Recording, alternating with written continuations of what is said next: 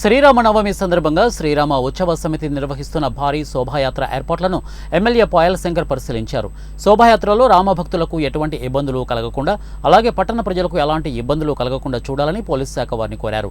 ఈ యాత్రలో పాల్గొనడానికి వస్తున్న భక్తుల కోసం మంచినీరు, ప్రసాదం వివిధ ప్రాంతాల్లో ఏర్పాటు చేయాలని సూచించారు.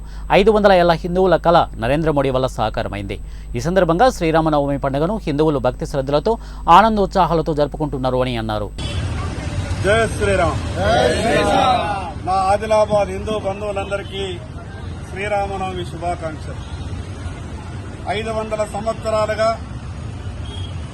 పరిష్కారం కానటువంటి అయోధ్యలో రామమందిర నిర్మాణ సమస్యని పరిష్కారం చేసుకుని మొదటిసారిగా శ్రీరామనవమి పండుగను జరుపుకుంటున్నాం.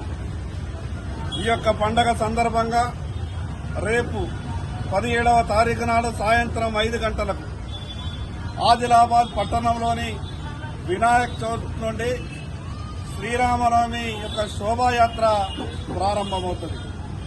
ఆ యొక్క శోభాయాత్రలో ప్రతి సంవత్సరం జరుపుకున్న తీరుగానే ఈ సంవత్సరం కూడా గొప్పగా జరుపుకోవాలని మనమంతా కూడా హిందూ బంధువులంతా కూడా నిర్ణయించుకున్నాం. కాబట్టి రేపు 17వ తారీఖు నాడు సాయంత్రం 5 గంటలకు